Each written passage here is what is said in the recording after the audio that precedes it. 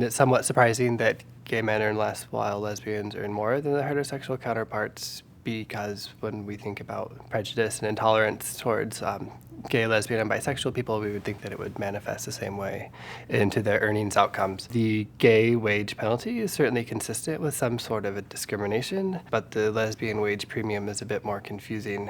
And so many people think that that might arise due to the fact that lesbians maybe have lower household burdens than heterosexual women. My name is Mike Martell. I'm an assistant professor of economics at Bard College.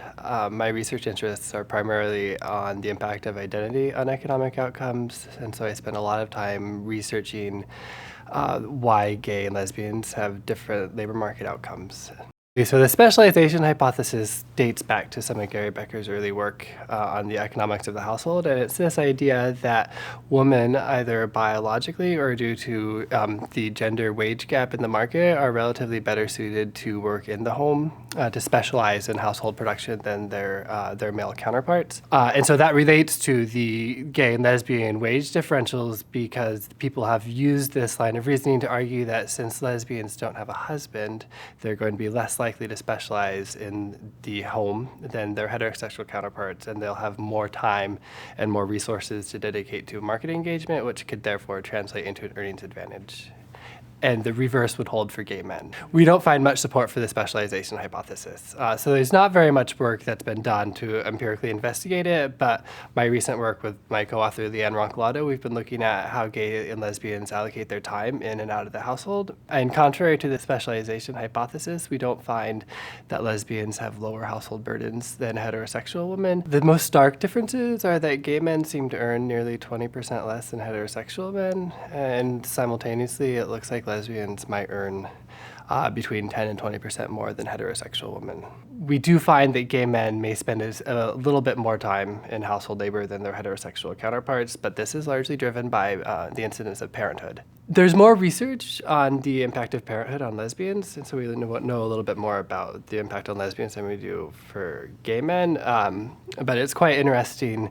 One of the robust findings in the feminist economics literature that's been documented is that heterosexual women experience a fairly large earnings penalty for motherhood, while heterosexual men generally have a premium. But among lesbian households, we also see that lesbians who are mothers earn more than heterosexual women, so they have a motherhood bonus, so to speak.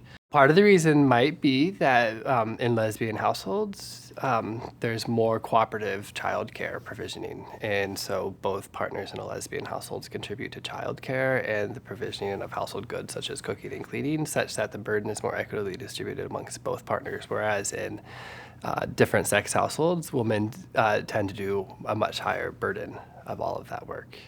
So one of the interesting findings from our recent work is that it appears as if gay men spend about an hour less time per day in leisure than their heterosexual men. And lesbians also they don't spend a meaningfully different amount of time in leisure than heterosexual women.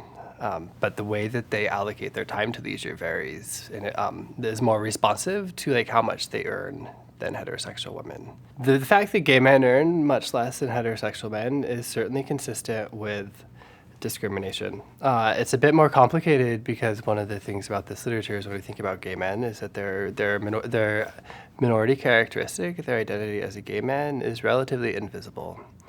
And so then it begs the question, if gay men were going to be discriminated against, they would certainly have an incentive to try to hide their minority characteristic and to avoid that discrimination, especially when it's 20%, which is really quite large.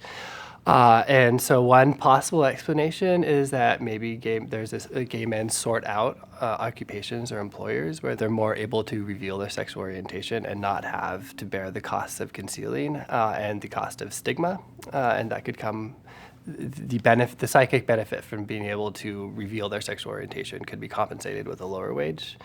It's also possible that gay men are discriminated against, and that the nature of work and the interactions in the workplace that repeat over time don't allow for one to conceal very effectively, and so that they are experiencing discrimination. One of the unique things that gay men and lesbians experience in the labor market is that the legal institutions they face are so much different than the ones that heterosexual people face. And so in particular, the recent legalization of same-sex marriage is important, but then also the protection from discrimination, right? And so in many states don't have laws making sexual orientation-based discrimination illegal. I've noted in some of my work that while gay men earn about 20% less than straight men, in states that have made sexual orientation-based discrimination illegal, that differential decreases over time and eventually disappears, right? And so it has a really important impact on earnings, right, by presumably reducing some sort of discriminatory behavior, but then at the same time, it also motivates gay men to work quite a bit more. In states that have these employment non-discrimination acts, gay men work 10 or more hours per week than in states without those acts, which suggests that those acts not only protect gay men and lesbians from discrimination, but they also make work a little bit more enjoyable